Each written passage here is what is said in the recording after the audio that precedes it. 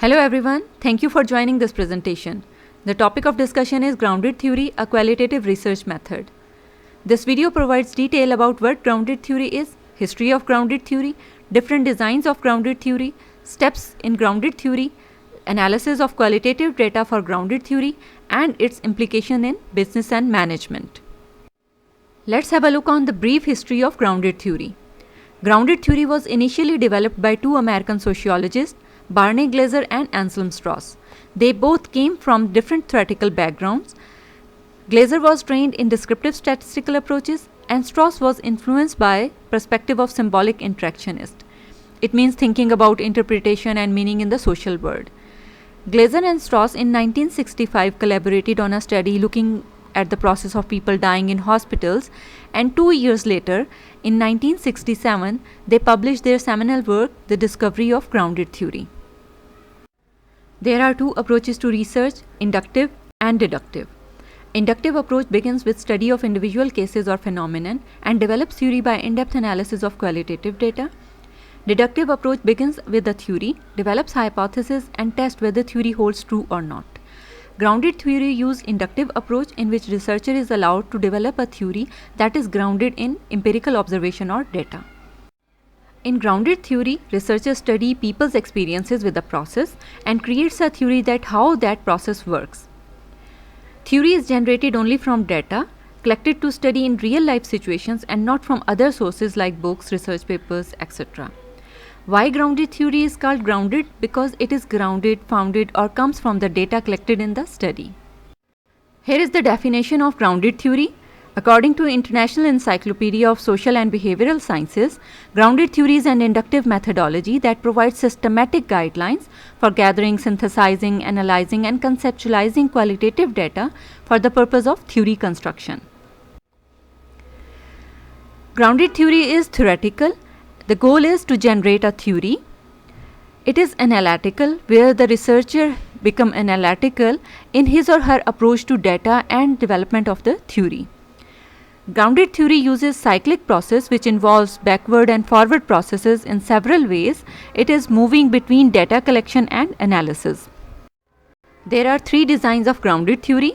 Emerging design, or called classical grounded theory. The focus in this design is theory generation rather than the analysis of data with minimal iteration. Second design is systematic design, which is also called modified grounded theory. This design is more systematic and concerned with coding and structuring of qualitative data with three stages of open coding, axial coding and selective coding. Third design is constructive design, in which researchers create their own interpretation of theory from the data and challenge the idea that theory can be discovered from data only. Let's have a look on the steps used in grounded theory. The first step in grounded theory is formalization of research question. Grounded theory is opted when no existing theory or limited theories are available on a phenomena of interest. For example, there is no theories about the process of spread of COVID-19 or any other communicable disease in large organizations. Second step is participant recruitment. It is done with the theoretical sampling of the participants, in which participants who have gone through the process of interest are recruited. For example, we recruit employees who have gone through coronavirus in last 6 months. Third stage is data collection. Data is collected mainly through interviews along with triangulation approach using other qualitative methods such as observations, focus groups, document analysis, etc. Interviews are conducted until saturation is reached. For example, participants were asked about their socialization pattern, dietary habit, timings they follow, family life socialization, and other medical history, etc. Fourth stage is data analysis. It is done through the process of open coding, axial coding, selective coding, and theoretical coding.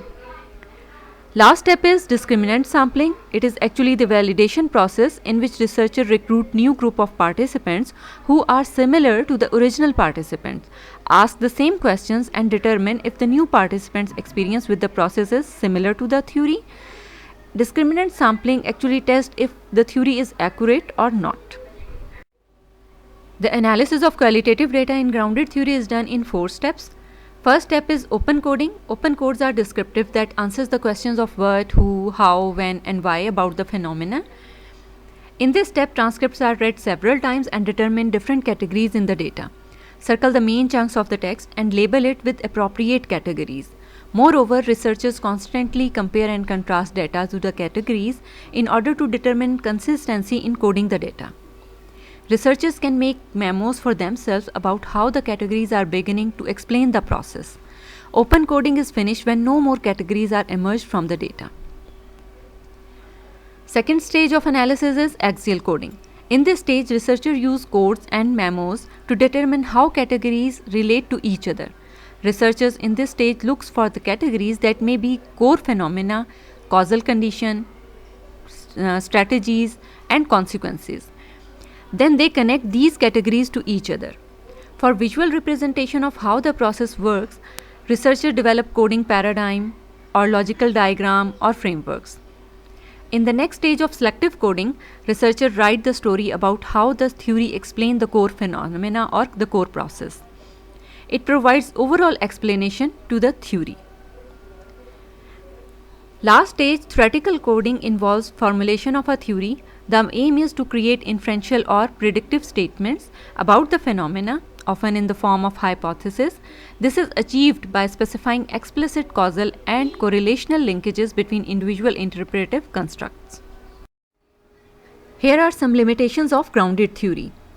It is hard to recruit participants for qualitative research. It takes too much time to gather data, analyze data, and develop the framework. It is difficult to analyze the data. The whole process of coding and categorization of data is challenging. Moreover, researchers' bias can also influence the study.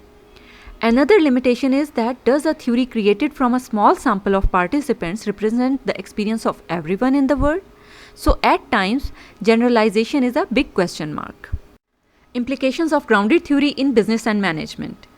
The purpose of grounded theory research in business and management is to develop new concepts and theories of business-related phenomena where these concepts and theories are firmly grounded in qualitative data. Grounded theory is very useful in developing context-based, process-oriented descriptions and explanation of organizational phenomena. I hope this video enhanced your knowledge on the topic.